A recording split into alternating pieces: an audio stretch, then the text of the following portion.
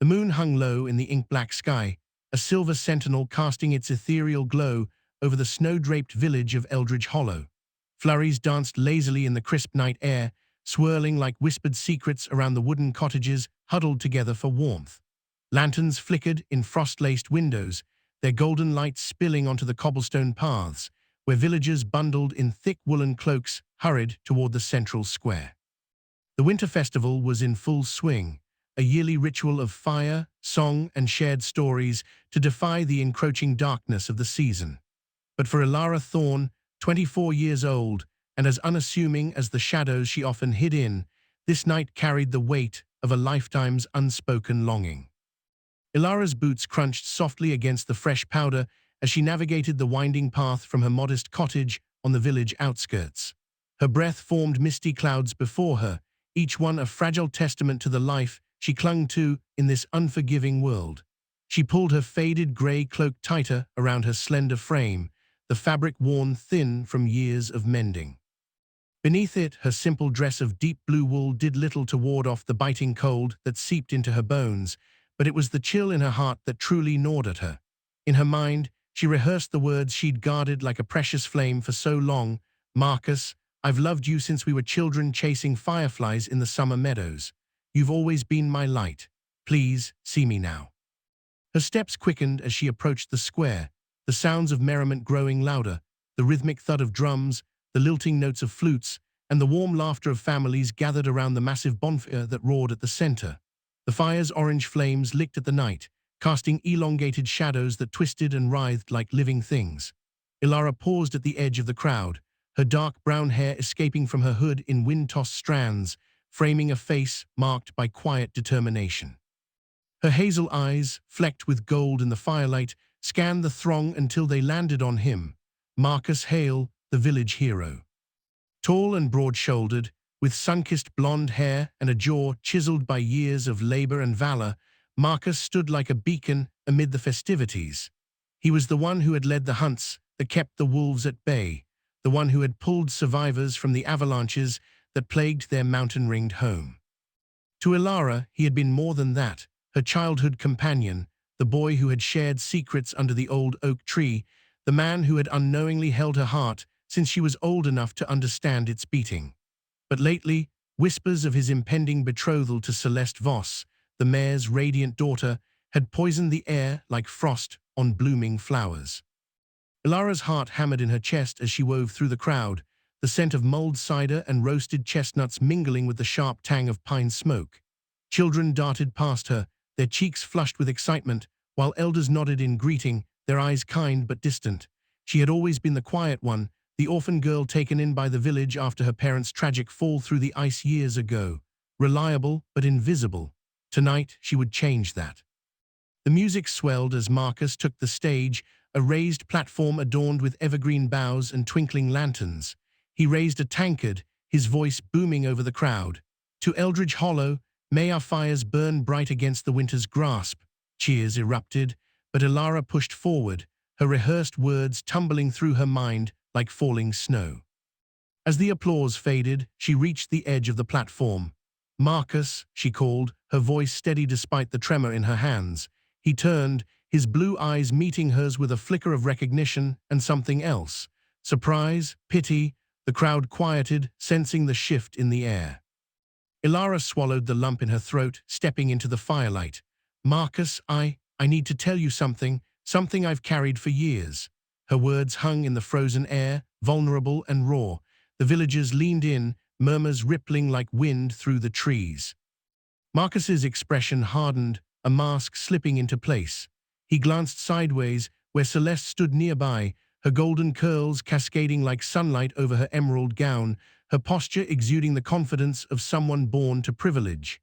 "Ilara," Marcus said, his tone laced with forced patience, "this isn't the time." But she pressed on, her voice gaining strength from the desperation bubbling within. "Please, just hear me. You've been my friend, my everything. I love you, Marcus, I always have." A hush fell over the square, broken only by the crackle of the bonfire. Then laughter sharp and cruel from a few in the crowd. Marcus's face twisted, not with joy or reciprocation, but with something colder. He stepped closer, his voice dropping to a venomous whisper that carried none the less. "Love, from you." He shook his head, a mocking smile curling his lips. "Ilara, you were never more than a shadow. Why would I choose darkness when I can have the sun?" He gestured to Celeste, who stepped forward, her hand slipping into his with a triumphant gleam in her eyes. The words struck like a dagger, twisting deep. Ilara's world narrowed to the roaring in her ears, the heat of humiliation flushing her cheeks despite the cold. Gasps and whispers erupted around her, pitying, judging. "Poor girl," someone murmured, "always dreaming too big." Ilara staggered back, her vision blurring with unshed tears. Marcus turned away, raising his tankard again as if nothing had happened. "And on that note," he announced, his voice booming once more, "let me share my real news. Celeste and I are engaged to a bright future." Cheers exploded, but to Ilara they were distant thunder. She turned and fled, her boots slipping on the icy path as she pushed through the crowd. The village blurred around her, the laughing faces, the twinkling lights, all mocking her shattered heart. She didn't stop until she reached the edge of the forbidden forest, the ancient woods that bordered Eldridge Hollow like a living barrier. Towering pines loomed, their branches heavy with snow whispering warnings in the wind. Legends spoke of beasts within, wolves larger than men, guardians or monsters, depending on the tale. No one entered and returned unchanged. But Ilara didn't care. The pain clawed at her chest, a void so deep it swallowed her whole. She plunged into the trees, the snow deepening with each step, pulling at her like insistent hands. The blizzard that had been threatening all evening unleashed its fury now, winds howling like vengeful spirits, whipping flakes into a blinding whiteout. Her cloak billowed behind her, but the cold pierced through, numbing her fingers, her toes, her soul. Deeper she went, branches snagging at her like accusing fingers. The crunch of snow underfoot gave way to a muffled silence, broken only by her ragged breaths. Exhaustion claimed her, her legs buckling as she collapsed into a drift, the white powder enveloping her like a frigid embrace. She lay there, staring up at the swirling sky, tears freezing on her lashes. "Maybe it's easier to disappear," her mind whispered, a voiceover to the fadding world. No more shadows, no more pain, just nothing. Her eyelids grew heavy, the cold seeping into her core, promising eternal sleep. The forest seemed to hold its breath, the wind dying to a whisper. Then, from the shadows, a low growl rumbled, like thunder rolling over distant hills. Ilara's eyes fluttered, too weak to open fully. A shape emerged from the blizzard, massive, obsidian-furred, with eyes that burned like molten gold. The wolf was enormous, its paws sinking deep into the snow without effort, its breath steaming in the air. It circled her slowly, each step deliberate, muscles rippling under its thick coat. The scent of pine and wild musk filled her senses, primal and alive against the sterile cold. She should have been terrified, but numbness had claimed that too. The wolf paused, its golden gaze locking onto hers, intelligent, ancient, almost sorrowful. Then, with a gentleness that defied its size, it lowered itself beside her, curling its massive body around her frail form. Warmth radiated from its fur, seeping into her frozen limbs, chasing away the deathly chill. Its heart beat steadily against her back, a rhythmic drum that pulled her from the edge. Ilara's eyes fluttered open one last time, inches from the wolf's muzzle. Their breaths mingled in the frozen air, a shared cloud of life.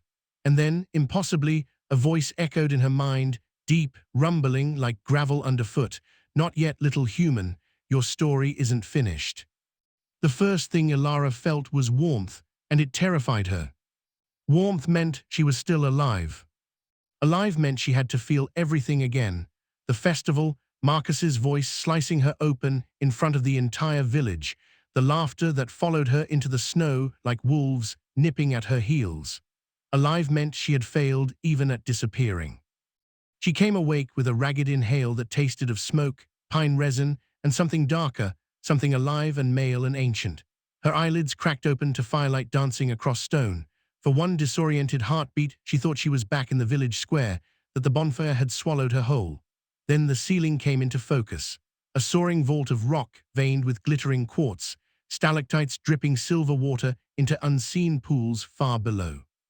The air was warm, almost humid compared to the blizzard outside, and it carried scents that made her head spin. Burning cedar, wet fur, hot iron, crushed pine needles, and beneath it all the unmistakable musk of a predator. She lay on a bed of wolf pelts so thick her fingers disappeared when she pressed down. Someone had stripped away her frozen dress and cloak. In their place, she wore an oversized linen shirt, sleeves rolled to her elbows, hem brushing mid-thigh. The fabric smelled faintly of cedar smoke and sun-dried grass, and it was still warm from another body. Her bare legs prickled with gooseflesh despite the fire. Her boots were gone, her toes curled against luxuriantly soft black fur. Across the leaping flames, half swallowed by shadow, the wolf watched her. It was sprawled like a lion at rest, massive head resting on crossed forepaws, but its ears were pricked forward, and its eyes, those impossible molten gold eyes, had never left her face. Snow still clung in crystalline clumps to the thick ruff around its neck, melting slowly and running in tiny rivulets down its chest. Each breath it took made the fire bow and shiver, as though the flames themselves recognized their master. Ilara's heart lurched so violently she felt it in her throat. She scrambled backward, furs sliding away, until her spine hit cold stone. The cave wall was damp and rough against her shoulders. A low huff, almost amusement, rumbled from the beast's chest. Then the shadows rippled.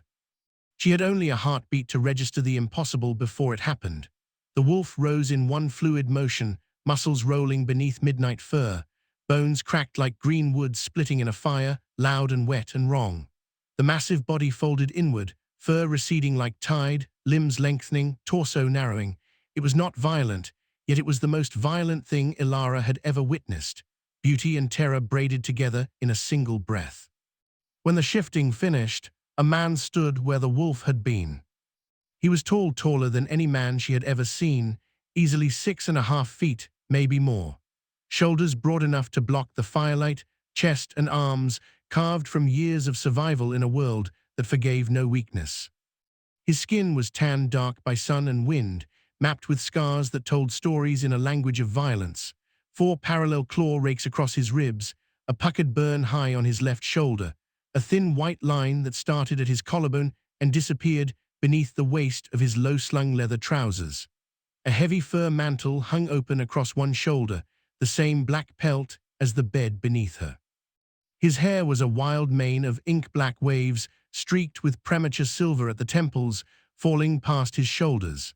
A single thin braid, decorated with a hawk's feather, hung at his right temple. But it was his face that stole her breath.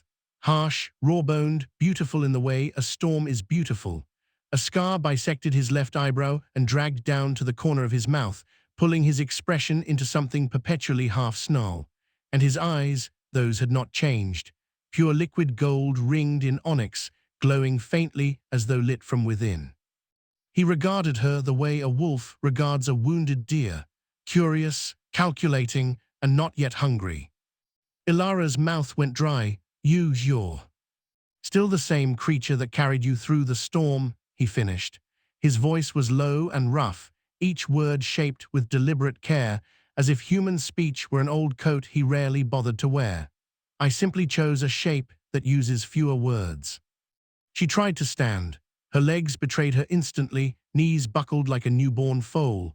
In the space between one heartbeat and the next, he was there, no blur, no sound, just suddenly present, one large hand gripping her elbow to steady her.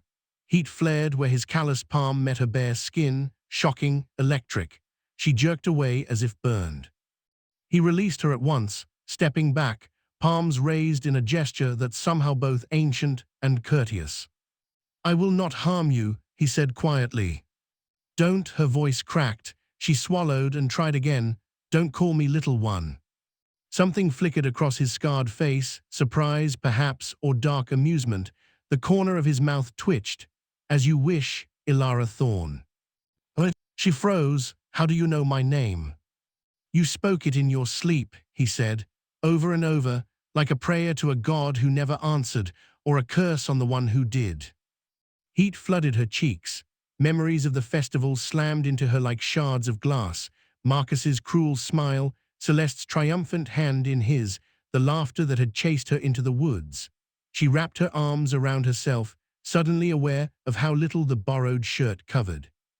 I need to go home, she said, though the word tasted like ash. He turned to the fire, crouching to add another log. Sparks spiraled upward like golden fireflies. "Home rejected you," he said, soft as falling snow, "not cruel, just fact." The truth of it struck harder than any slap. Tears strung her eyes. She blinked them back furiously. When she looked up again, he was watching her over the flames, expression unreadable. "I am Kale," he said, "Alpha of the Shadowfang Pack. These mountains, this forest, they belong to us. You crossed the boundary line carved by blood and moon 1,000 years ago. By rights, I should have left you for the snow to claim." Ilara's chin lifted, a spark of defiance flaring through the numbness. "Then why didn't you?" He was silent long enough that the only sounds were the crackle of the fire and the distant, mournful howl of the wind outside. "Then, because something in you was still fighting." His voice dropped lower, vibrating through the stone beneath her bare feet.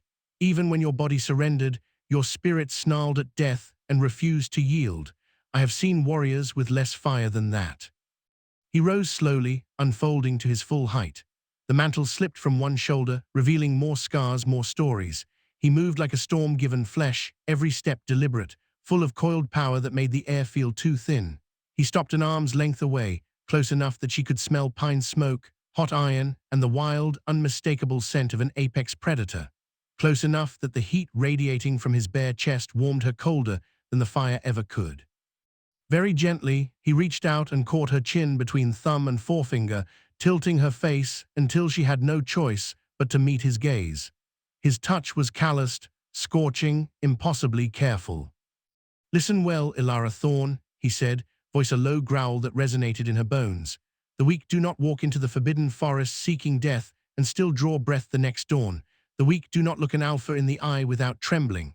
His thumb brushed the corner of her mouth, a fleeting, burning caress that sent lightning down her spine. "Whatever that village boy told you, he lied, or he was too blind to see the fire waiting inside you." Her heart slammed against her ribs so hard she was certain he could hear it. The cave suddenly felt too small, the air too thick. She couldn't breathe, couldn't move, couldn't look away from those golden eyes that seemed to see straight through every wall she had ever built. A log snapped in the fire, showering sparks. The spell cracked, but did not break. Then the night outside answered. First one howl, long, mournful, testing, then another, closer, threaded with hunger, then a chorus, rising and falling like a wave of blades. The cave mouth flashed white as lightning illuminated the blizzard for a heartbeat, and in that flash Ilara saw silhouettes against the snow, lean wolf shapes circling just beyond the storm's edge. Kale's entire body went rigid. His pupils blew wide until only a thin ring of gold remained. The growl that rumbled from his chest was no longer human. It was the sound of tectonic plates grinding together. "They've caught your scent," he said, voice suddenly razor-sharp. "Fenris's rebels, they will not care that I carried you here, not yet. They see only a human who trespassed." He turned to her, and for the first time she saw something colder than the blizzard in his expression, fury barely leashed. "Stay behind me," he ordered.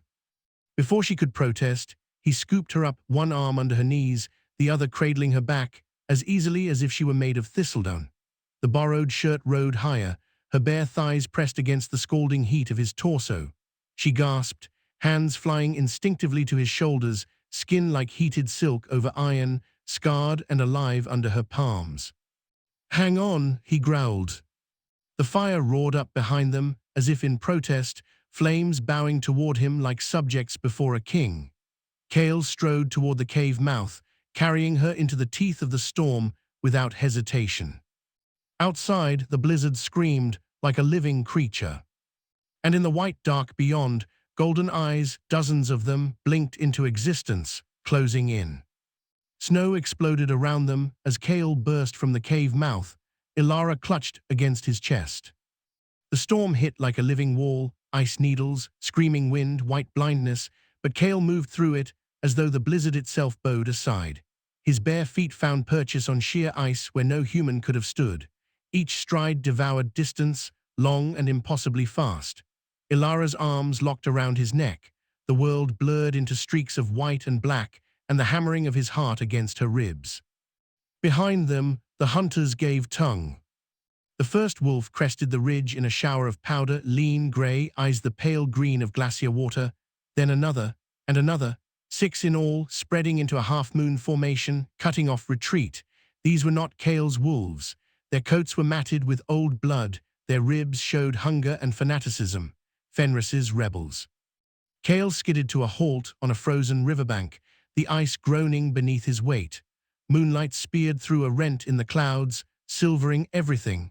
He set Alara down behind the trunk of a massive fallen pine, shielding her with his body. "Stay low," he ordered, voice rough with the edge of the shift already crawling under his skin. The lead rebel, a scarred grey brute, stepped forward and melted upward into a man, tall, rangy, with a shaved head and a brand burned into his cheek in the shape of a broken circle. His smile was all teeth. "Alpha Kale," he sneered. "Conscience, hand over the human filth and walk away. Fenris offers mercy this once." Kale's answer was a growl that made the ice beneath their feet crack. "Over my corpse." The rebel laughed. "That can be arranged." They attacked as one. It was not a fight, it was a storm of fangs and fury. Kale met them in the middle of the river, half-shifted, claws extended, eyes blazing, teeth too long for a human mouth. The first rebel lunged for his throat. Kale caught the wolf by the scruff and hurled it 30 feet into a snowbank.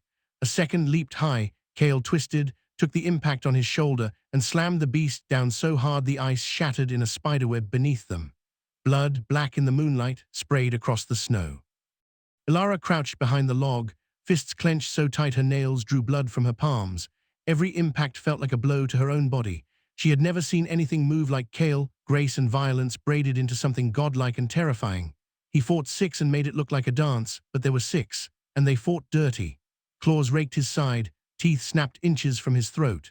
When one rebel broke past and charged straight for her, Ilara's scream lodged in her throat. Kale intercepted it mid-leap, jaws closing around the wolf's spine.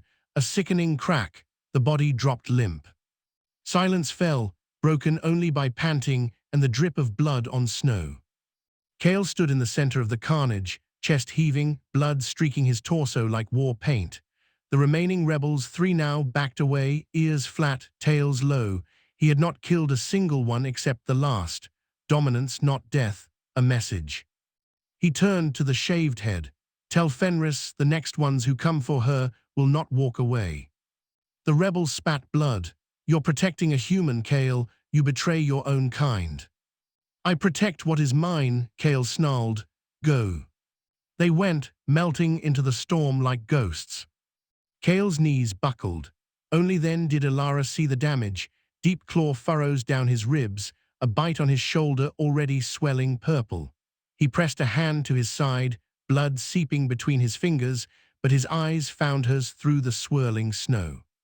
"Are you hurt?" he rasped. She shook her head, unable to speak. He nodded once, then staggered the 3 steps to her and scooped her up again, gentler this time, cradling her as if she were spun glass. The storm was dying, the moon rode clear and cold above them. "We are almost home," he murmured against her hair. "Home," he had said. The word lodged in her chest like a burning coal. They reached the heart of Shadowfang territory just before dawn, a hidden valley ringed by cliffs, dotted with cabins of log and stone, steam rising from hot springs that never froze. Wolves in both forms watched them pass. Some dipped their heads in respect, others stared at Alara with open suspicion or outright hatred. Kale carried her straight into the largest longhouse. Inside, a fire roared in a stone hearth. The air smelled of herbs and leather and warm bodies. A circle of shifters, 12 in all, waited around a massive oak table carved with runes. The council. An elder female with silver-streaked braids stepped forward. "Alpha, you bring a human into the heart circle."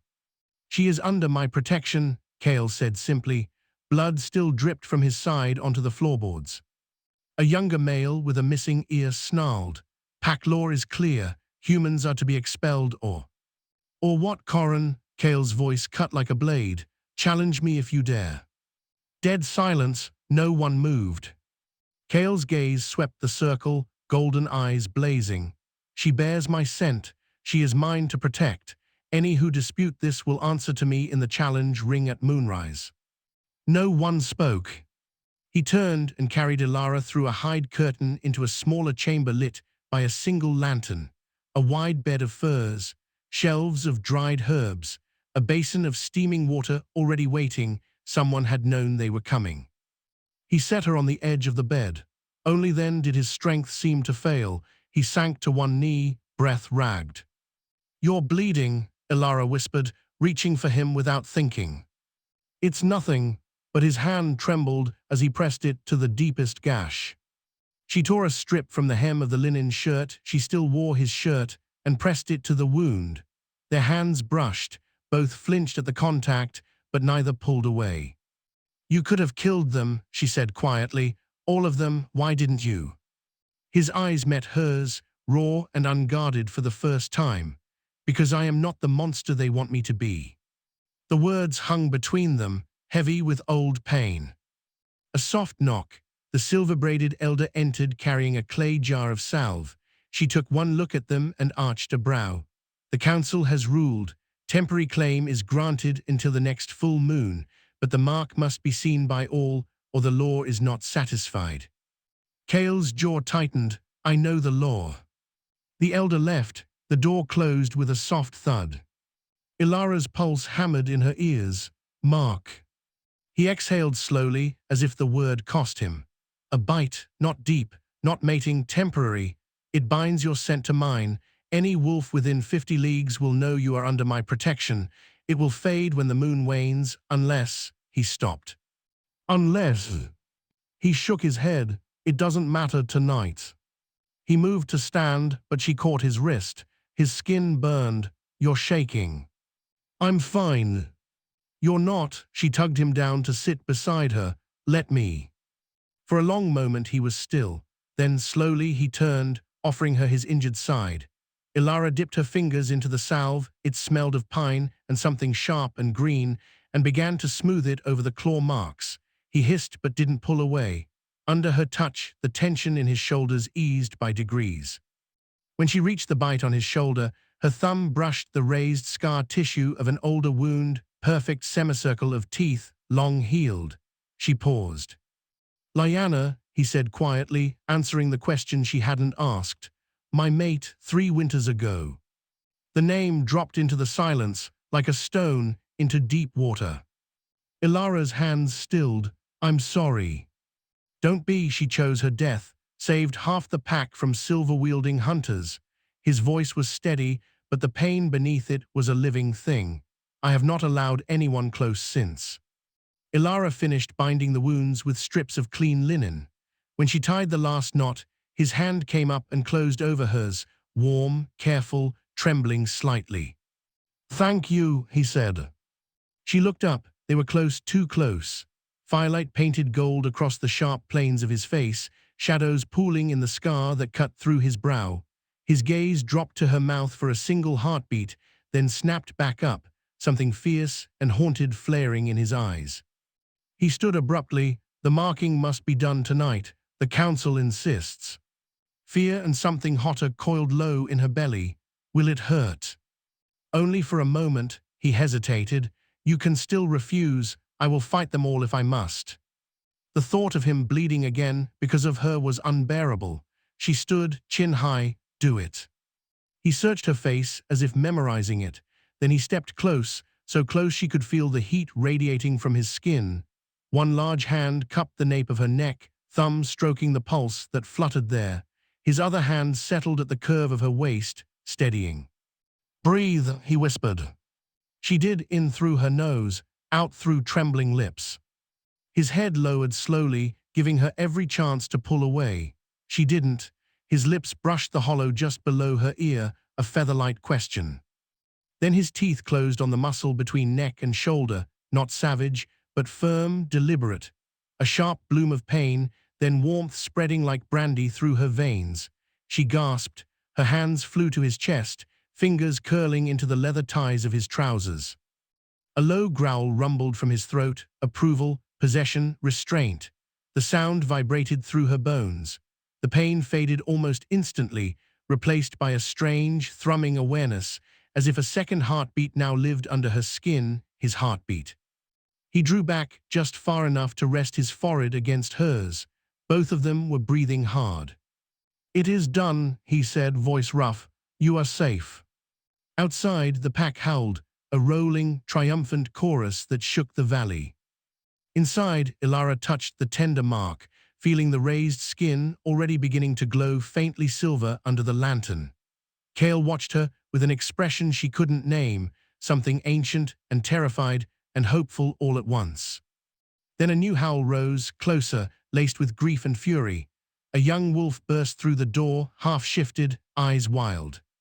Alpha humans at the border, Marcus Hale and a hunting party, torches, silver-tipped arrows. They're demanding the girl. Kale's entire body went predator still. His hand tightened briefly on Ilara's waist, protective, possessive. "Stay here," he ordered. He was gone before she could protest, the hide curtain swinging shut behind him. Ilara stood alone in the sudden silence, fingers still pressed to the mark that now bound her to a world she did not yet understand. Through the walls, she heard Marcus's voice echoing across the valley, raw with certainty and arrogance. "Give her back, monster. Ilara belongs with her own kind." The valley was burning with dawn when Ilara stepped out of the longhouse. Frost still glittered on every surface, but the sky had turned the color of fresh blood spilled over snow. The air tasted sharp and metallic. Below the porch, the entire pack had gathered in a wide, restless circles, wolves and humans both, furred and bare-skinned, eyes reflecting the rising sun like scattered coins. At the edge of the tree line stood Marcus and 8 armed villagers, torches hissing in the cold, silver-tipped arrows nocked, but not yet drawn. Marcus looked smaller than she remembered. The boy who had once seemed golden now looked brittle, cheeks hollowed by sleepless nights, eyes red-rimmed with fury and something that might have been fear. Beside him, Celeste clung to his arm in a cloak of white fox, lips pressed thin. Kale stood alone between the pack and the humans, arms loose-limbed and shirtless despite the cold, blood crusted along his ribs from last night's fight. The new bite mark on Ilara's shoulder throbbed in perfect rhythm with his heartbeat. She felt it like a second pulse under her skin. Marcus's gaze snapped to her the moment she appeared on the porch steps. "Ilara," his voice cracked. "Thank the gods. Come here now, we're taking you home." "Home." The word scraped like broken glass. She walked down the steps slowly. Every wolf turned to watch her pass. Some bared teeth, others dipped heads in wary respect. The borrowed shirt had been replaced with proper clothes during the night, soft doeskin trousers, a thick wool tunic the color of storm clouds, and a wolf pelt cloak clasped at her throat with a silver claw. The mark on her shoulder was hidden beneath the collar, but every shifter in the valley could smell it. Kale didn't move, but his eyes tracked her like a hawk's. When she reached his side, she stopped just behind his left shoulder, close enough that the heat of his body chased the frost from her skin. Marcus's face twisted. "Ilara, what are you doing? He's bewitched you." Kale's low growl vibrated through the ground. "Careful, boy." Ilara stepped forward, placing herself fully between Kale and the hunting party. The movement was small, but it silenced every wolf in the valley. "I'm exactly where I choose to be," she said. Her voice carried farther than she expected, steady and clear as winter bells. "I was dying in Eldridge Hollow long before the snow took me. Here, I'm learning how to live." Celeste made a small wounded sound. Marcus flinched as though slapped. "You're confused," he said. "Traumatized. They've heard the stories. He marks women, enslaves them." Kale took one step forward, and every human weapon rose in trembling hands. Ilara lifted her chin. "Look at me, Marcus. Do I look enslaved?" She let the cloak fall open. The tunic had slipped slightly, revealing the fresh silver-scarred bite glowing faintly against her skin. Gasps rippled through the villagers. Celeste turned white. Marcus stared at the mark as if it were a death sentence. "You let that animal." "Enough," Kale's voice cut the morning like an axe. "You stand on my land, threaten my pack, insult my—" He stopped himself, jaw clenching on the word he had almost said. You will leave now while you still can. One of the older hunters, Garrick, who had taught Ilara to fish as a child, lowered his bow. She's alive. She's choosing. We were wrong to come armed. He looked at Ilara with something close to awe. You're different, girl. Marcus rounded on him. She's brainwashed. But the fight was leaking out of the others. They had come expecting a half-dead victim. Instead, they found a woman standing shoulder to shoulder with a half-naked alpha whose eyes promised slaughter if a single arrow flew. Ilara spoke again, softer now, but the wind carried it. Go home, Marcus. Marry your son. I've found my own light. Marcus's face crumpled, rage, grief, humiliation all at once. For a heartbeat she thought he would charge. Then Celeste tugged his arm, whispering urgently. He let her pull him back. This isn't over, he spat at Kale. The village will never accept monsters in our forest. Kale smiled, all teeth. Then keep to your side of the boundary stones, little hunter. The humans retreated. Marcus was the last to turn, casting one final, desperate look at Ilara before disappearing into the trees. The moment they were gone, the pack erupted into howls, triumph, warning, possession. Kale's hand settled briefly on the small of Ilara's back, grounding her as the sound rolled over them like thunder. But the victory tasted like ash.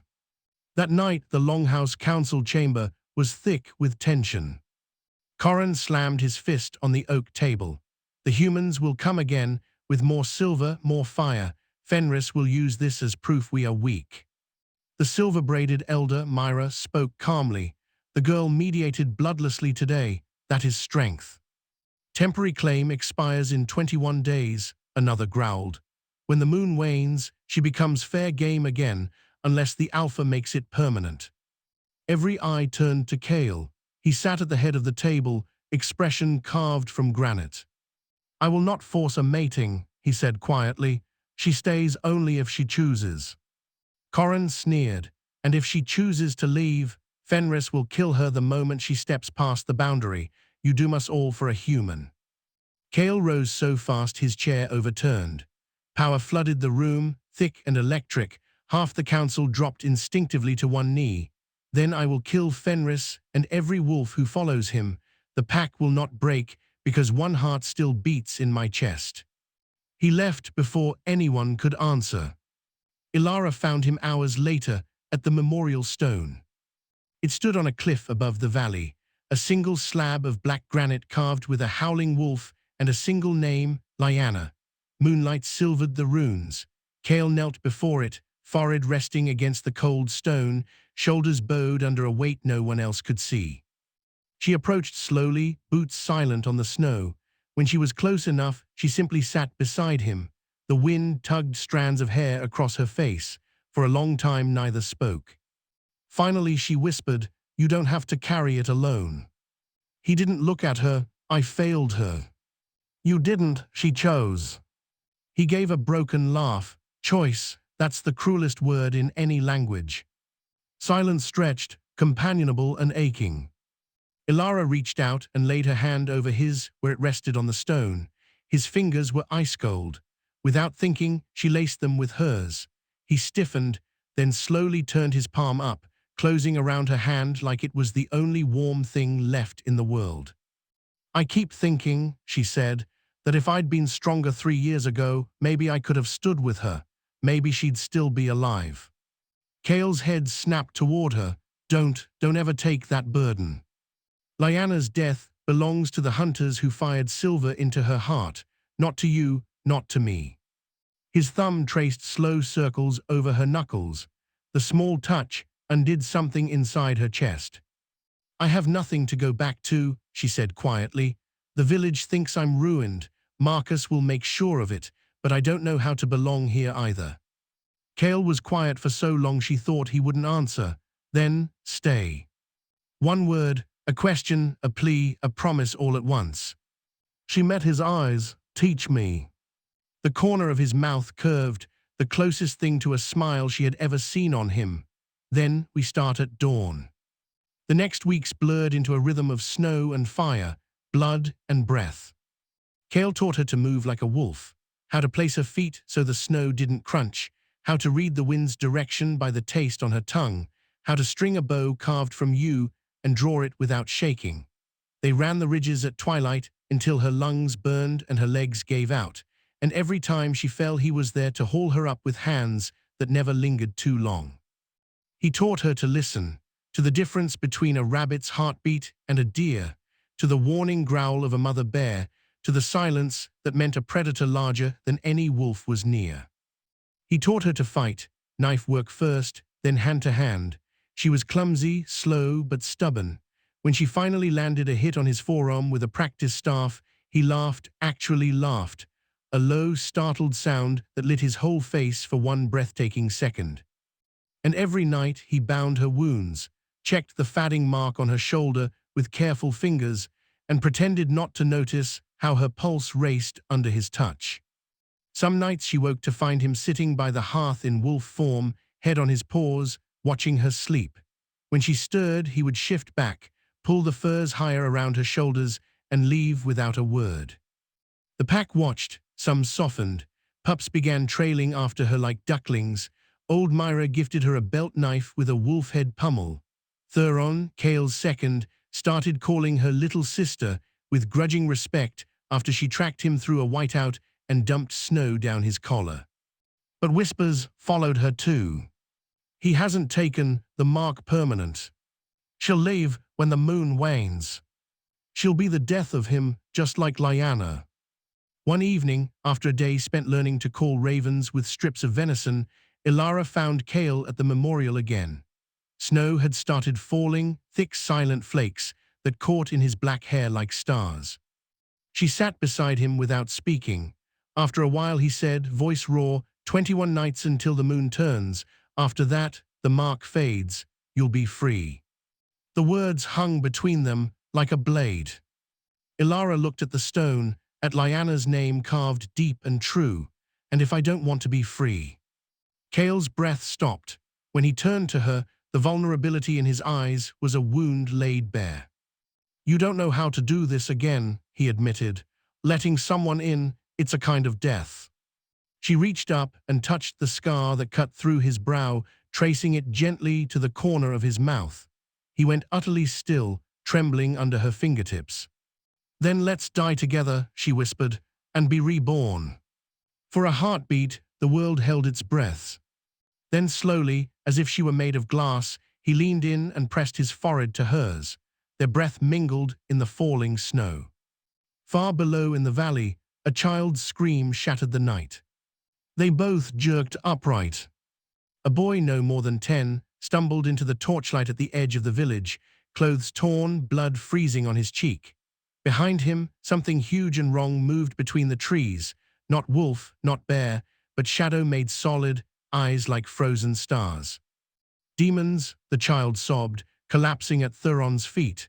They came down from the north, they're eating the dark. Kale was already moving, shifting mid-stride into the massive black wolf, hackles raised, teeth bared at the tree line. Ilara's heart slammed against her ribs. She snatched the belt knife Myra had given her and sprinted after him. Because whatever was coming out of the mountains, it was no longer content to stay hidden. And the war for both worlds had only just begun. The blood moon rose like a wound in the sky. It bled crimson light across the valley and village alike, turning snow to molten copper and every shadow into a blade. The air tasted of iron and pine smoke and the promise of death. They had one night to prepare. Kale stood on the cliff above the village, wind tearing at his cloak, eyes reflecting the moon like twin burning suns. Below, two armies that had hated each other for centuries trained side by side, Shadowfang wolves in half-shifted battle forms, villagers with silver-tipped spears and longbows, children running buckets of pitch and bandages. Ilara moved among them, no longer the invisible girl from the festival, but the bridge between worlds.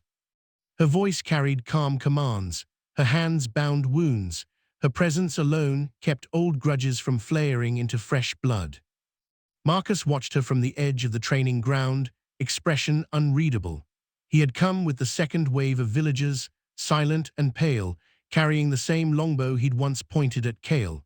He had not spoken to Ilara since the confrontation at the border, but his eyes followed her everywhere. Night fell like a hammer. The shadow beasts came with it. They poured down from the northern passes in a tide of living darkness, taller than bears, bodies made of smoke and ice, eyes the pale blue of drowned stars. Where they stepped, snow flash froze into black glass, breath withered pine needles to ash. Their howls were the sound of glaciers carving. The first wave hit the outer palisade at midnight. The battle was chaos made visible. Wolves tore into shadow flesh that bled starlight. Arrows hissed through the air, silver heads flaring white when they struck true. Torches spun in arcs of fire. Children screamed. Someone's war cry became a death rattle. Ilara fought in the second line, short sword in one hand, belt knife in the other, moving the way Kale had drilled into her muscle memory. Strike, twist, retreat, breathe. She saved a villager boy by driving her blade through the throat of a beast that had pinned him. She took a claw across the ribs for her trouble, but the pain was distant, muffled by the roar in her ears. She found Kale at the heart of the storm. He was fully shifted now, the massive black wolf of legend, eyes blazing gold, jaws dripping starlight blood. Every time a beast lunged for the village, children huddled behind overturned wagons. Kale was there, meeting it midair, tearing it apart with savage grace. He fought like a god of winter and wrath, but there were too many. When the largest shadow beast, an alpha thing with antlers of ice, broke through the line and charged the children, Kale did not hesitate. He intercepted it, took the full impact on his side, and went down in an avalanche of claws and teeth. The beast's antlers punched through his shoulder and ribs, black blood sprayed across the snow. Ilara screamed his name. The sound cut through the battle like a blade. She ran, vaulting bodies and broken spears, dropping to her knees beside him as the beast reared for the killing blow. Without thinking, she threw herself over Kale's wolf body, sword raised. The beast's claws raked down her back, fire and ice at once, but the wound on Kale's side began to close almost instantly, golden light flaring beneath his fur. The mate bond. She felt his pain as her own, felt the moment his heart stuttered. The beast lunged again. This time Marcus appeared, longbow drawn, and put 3 silver arrows through its eyes. The creature shrieked and dissolved into smoke. Kale shifted back to man mid-fall, collapsing naked and bleeding into the snow. Ilara caught him, cradling his head in her lap, pressing trembling hands to the gaping wounds. "No, no, no, stay with me," she begged. His eyes found hers, dimming. "The children safe?" "Yes, because of you." He tried to smile. It came out a grimace. "Good." Myra skidded to a halt beside them, face grim beneath the blood and soot. "He's dying, child. Silver in the wounds, shadow poison in the blood. Only one thing can pull him back now." Ilara already knew, the true bond. Myra nodded once. "It must be sealed under this moon, willingly given and taken, or he will not see dawn." Around them the battle still raged, but time narrowed to the space between 2 heartbeats. Ilara looked down at Kale. His hand, slick with blood, rose to cup her cheek. "You don't have to," he rasped. She laughed through tears. "Shut up, Alpha." She leaned down and kissed him. Not soft, not gentle, acclaiming, teeth and desperation, and every unspoken thing that had grown between them in snow and firelight and silence. His blood tasted of winter and wildness, hers tasted of salt and terror and love. When she pulled back, her forehead rested against his, both of them shaking. "I choose you," she said against his lips. "In this life and whatever comes after, mark me forever, Kale of the Shadowfang." Golden light exploded between them. The bite was nothing like the temporary one. This was fire and starlight and teeth sinking deep, soul deep, into the curve of her neck. She felt the moment their heartbeats synchronized, felt his strength flood into her veins like molten gold. His wounds began to close before her eyes, muscle knitting, bones grinding back into place. He roared, part pain, part triumph, and surged to his feet, pulling her with him. The bond snapped fully into place. Suddenly she could feel the entire pack, every heartbeat, every wound, every fierce surge of loyalty. She could feel Kale's love like sunrise inside her chest, vast and terrifying and absolute.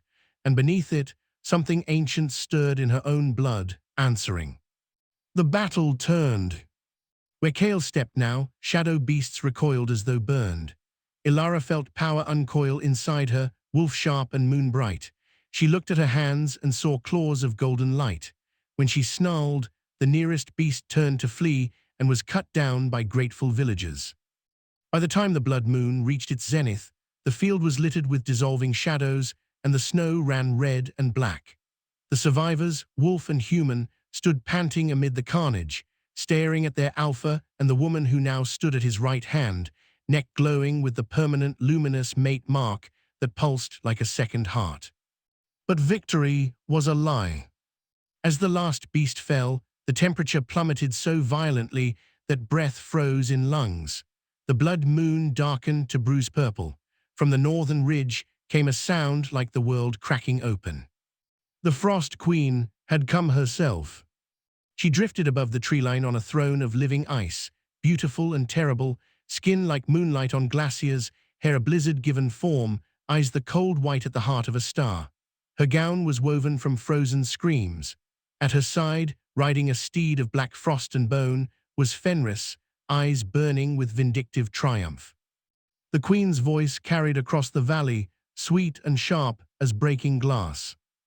Last of the first wolves, she called to Kale, I have waited centuries for your bloodline to weaken. Surrender yourself to me.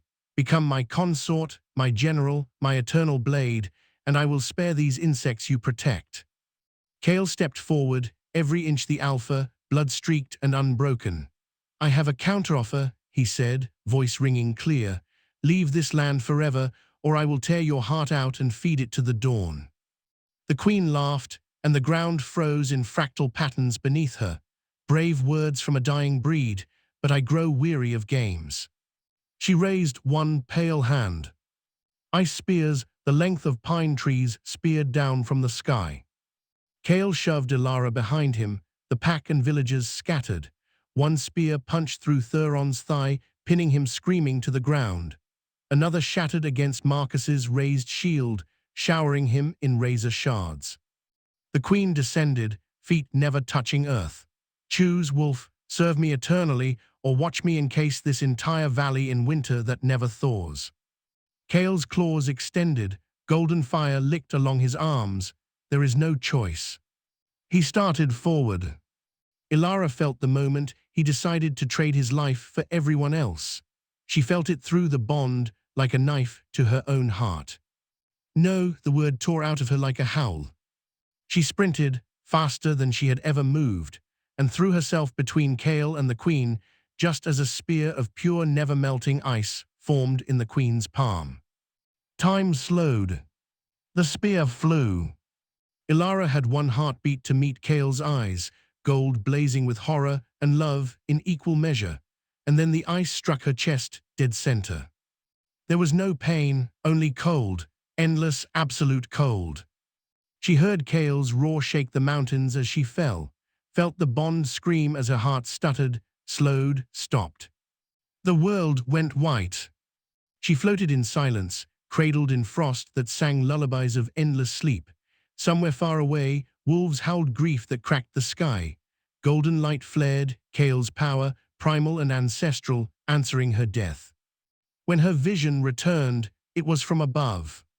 She saw her own body lying cradled in Kale's arms, skin turning translucent with frost, lips blue, the mate mark on her neck the only color left. She saw Kale throw his head back and transform, not into the black wolf she knew, but into something out of legend. A dire wolf the size of a war horse, fur black shot through with molten gold veins, eyes twin suns gone nova. The roar that came out of him was the birth cry of mountains. The Frost Queen actually took one step back. Ilara's spirit clung to the bond like a lifeline, pouring everything she had into him. Love, fury, refusal to let this be the end. Kale charged. The valley became a maelstrom of gold and white. Fenris turned traitor's blade on his own kind, laughing until Marcus, blood running down his face from a shattered brow, put an arrow through his throat. The traitor fell without a sound. The Frost Queen met Kale blow for blow, ice against primal fire. Every clash sent shockwaves that leveled trees. She was ancient, endless winter incarnate. He was the last of the first wolves, rage and love made flesh. They were too evenly matched. Until Ilara, suspended in frozen nothingness, heard the prophecy whisper through the bond and blood. The human who walks with wolves, whose heart melts the eternal winter. She understood. With the last fragment of will, she reached through the bond and wrapped herself around Kale's soul like armor. He felt it, staggered mid-leap, turned back to look at her frozen body, at the faint, stubborn glow of the mate mark still pulsing, refusing to die. The Frost Queen raised her hand for the killing blow. Kale smiled, terrible, beautiful, heartbreaking. He shifted back to man, stood unarmed before her, and opened his arms wide. "Do it," he said quietly, "kill me, but you will never have my heart, it already belongs to her." The Queen's eyes narrowed. "Foolish creature, love is weakness." "No," Kale answered, "love is the only weapon you have never understood." He looked one last time at Ilara's still form, whispered something, the words he had never dared say aloud. "I love you, Ilara Thorn, from the first moment you snarled at death in my arms." Then he closed his eyes and waited for the end. The Queen's spear formed, larger this time, meant to pierce the world itself. And Ilara woke up. Not in her body, but in the bond. Golden fire erupted from the mate mark, racing across the snow, climbing Kale's bare skin like living flame. It wrapped around his chest, his arms, his throat, armor of pure love made visible. The Queen's spear struck the fire and shattered into 1,000 harmless snowflakes. Kale opened his eyes. They were no longer gold. They were white-hot, the color of stars being born. He spoke, and the valley itself answered. "Enough." One word, carrying the weight of every first wolf who had ever lived. The Frost Queen screamed as the fire met ice in cataclysm. Far to the north, in the heart of her frozen palace, her true heart, an orb of black ice veined with blue, began to crack. Because somewhere in the chaos, Thuron, Marcus, and a handful of wolves and villagers had slipped away on a desperate mission to find and destroy the source of her power. Marcus stood before the heart, arrow nocked, hands trembling. He looked back once toward the valley, where Ilara lay frozen, and Kale fought a goddess for love of her. Then he loosed the arrow. The heart shattered. The Frost Queen's scream tore the sky in half. Light and darkness, fire and ice, love and winter collided in one final, blinding instant. When the light faded, the blood moon was gone. Only dawn remained, pale and gold and new. Kale knelt in the snow, human again, cradling Ilara's still frozen body. The pack and villagers formed a silent circle around them, faces streaked with blood and tears. The Queen was gone, reduced to glittering frost that the wind carried away like ash. But Ilara did not breathe. Kale pressed his forehead to hers, voice broken. "Come back to me, please, I can't, not again." A single tear fell from his eye onto the mate mark. Where it touched, the ice began to melt. Golden cracks spread across her skin like sunrise on glaciers. Warmth returned in a rush, heartbeat, breath, life. Her eyes flew open, hazel shot through with new gold flecks, and the first thing she did was reach up and pull Kale's mouth to hers. The pack howled until the mountains shook. Later, much later, when the dead were honored and the wounded tended, Kale carried Ilara to the cliff where Lyanna's stone stood. Dawn painted the sky rose and gold. Snow steamed from the valley below. He set her gently on her feet, but didn't let go. "You died," he said, voice raw. "So did you almost," she answered, fingers tracing the new golden veins that now threaded his scars. "We make a habit of it." He laughed, really laughed. The sound, startling, beautiful sound she had first heard the day she disarmed him in training. Then he sobered. The Queen is gone, but her curse lingers. His hand covered the place over her heart where the ice spear had struck. She said only true love's sacrifice could break it fully. one soul for another. Ilara looked toward the horizon, where the northern mountains stood clear and silent for the first time in centuries. "Then let's go break the last of it," she said, "together." She took his hand. Far below, wolves and humans began to sing the same victory song, voices rising in harmony for the first time in 1,000 years. And under the healing dawn, the last of the first wolves and the woman whose heart had melted eternal winter walked hand in hand toward whatever came next. The valley lay in the hush that follows a storm that has tried to end the world. Snow steamed in the sudden, impossible warmth of a dawn that should not have come for months. Pines dripped like weeping candles. Rivers cracked and groaned, remembering how to run. The blood moon's bruise had vanished from the sky, replaced by a pale gold sun that felt almost shy, as if embarrassed by its own tenderness after so much violence. Ilara stood on the cliff beside Lyanna's memorial stone, barefoot in the melting snow, wearing nothing but Kale's oversized tunic and the glowing mate mark that now lived permanently at the base of her throat. Her hair was loose and wild, streaked with gold from the bond. Her eyes, once simple hazel, carried flecks of molten sunlight.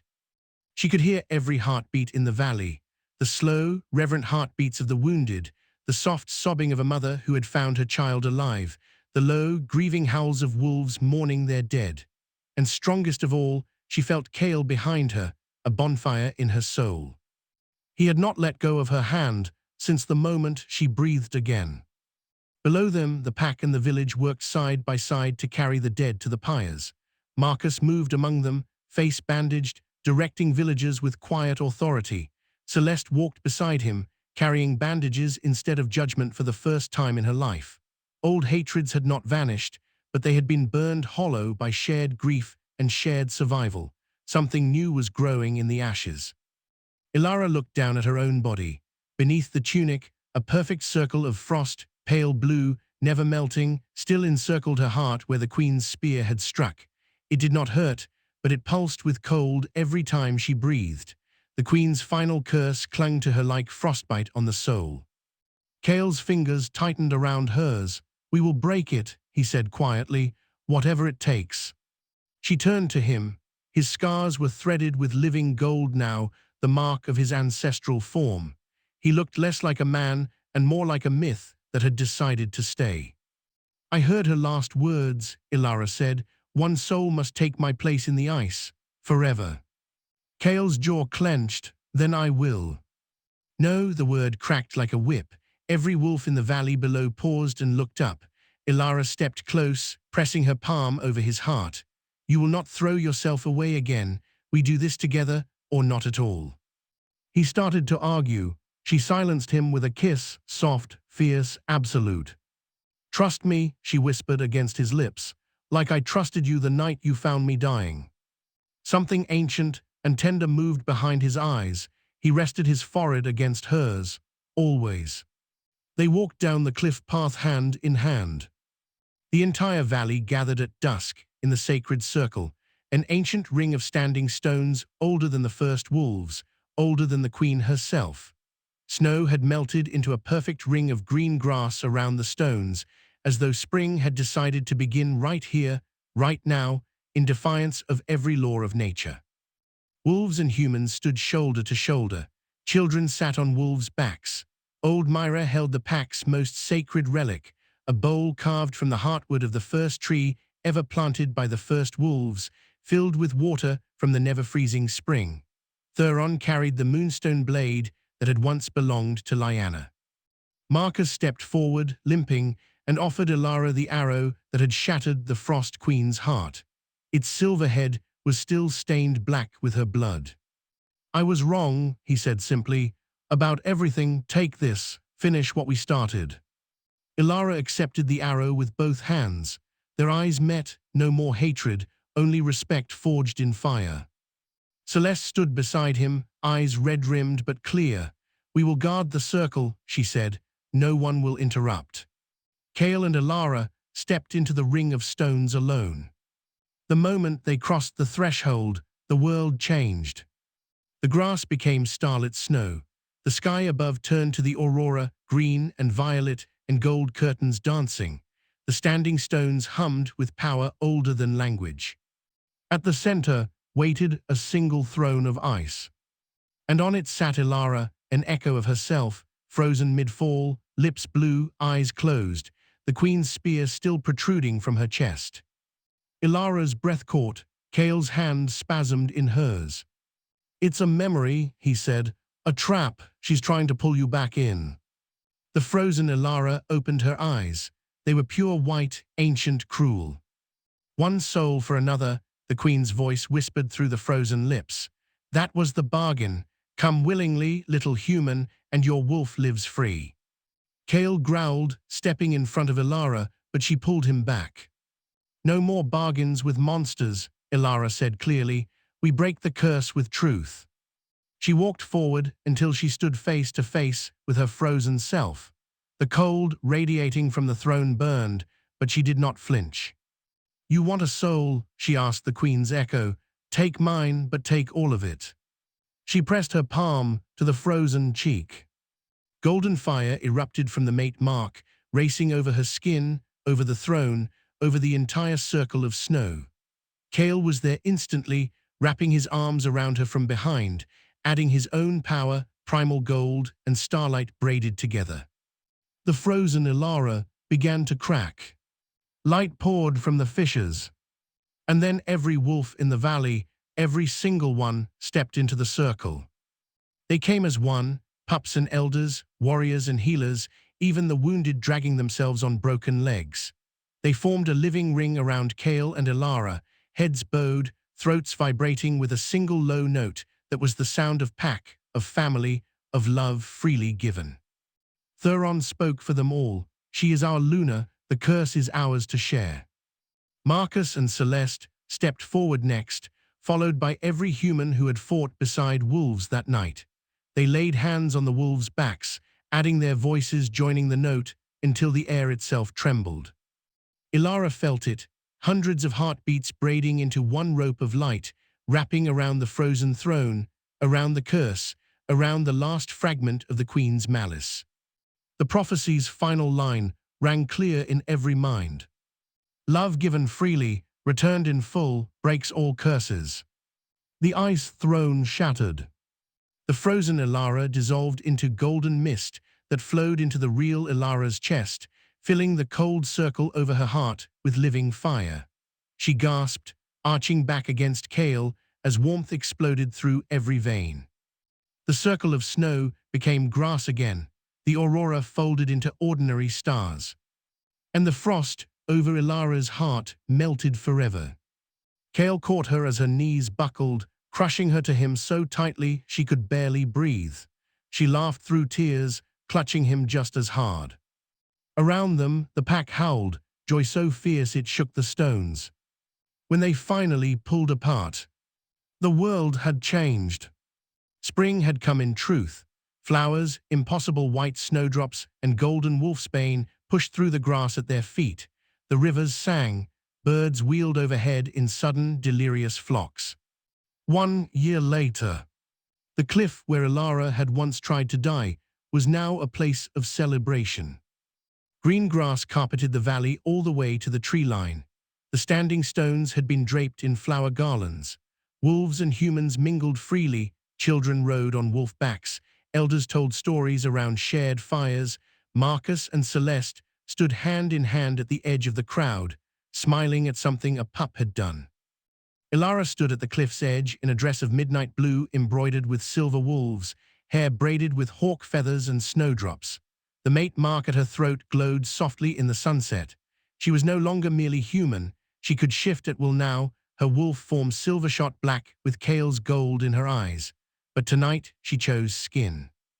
Kale came up behind her, arms sliding around her waist, chin resting on her head. He wore the formal mantle of the alpha black wolf pelt clasped with the moonstone blade that had once been Lyanna, now reforged into a clasp of peace. Below, the pack waited, tails wagging, eyes bright. "Do you ever regret it?" Kale asked quietly, echoing the question he had once asked in snow. "That night you walked into the forest wanting to disappear." Ilara turned in his arms. The wind caught her hair, blowing it across both their faces like a veil.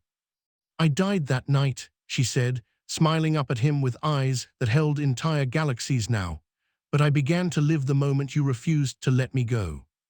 She rose on tiptoe and kissed him, slow, reverent homecoming. When they parted, the valley was watching, grinning. Kale raised his voice so all could hear. "Then let's give them a real beginning." He stepped back, offered her his hand. Ilara took it. Together they shifted, not with effortless grace, fur rippling over skin, bones singing the old song. A massive black and gold dire wolf stood beside a sleek silver-black she-wolf with eyes like sunrise. The pack howled once, joy, pride, welcome. Then Kale and Ilara leaped from the cliff together, racing down the flowering slope side by side, two wolves against the golden sky, the wind streaming through their fur like laughter. Behind them, the pack followed in a glorious tide of black and gray and white and gold. Below, the humans cheered until their voices cracked. Above, the first stars came out, gentle and unafraid. And somewhere, in the place where curses go to die, the Frost Queen's last whisper dissolved into nothing. Love given freely, returned in full, had won. Some stories begin with an ending. This one began in snow, with a wolf who chose not to walk away, and a woman who chose to snarl at death. And theirs was just beginning.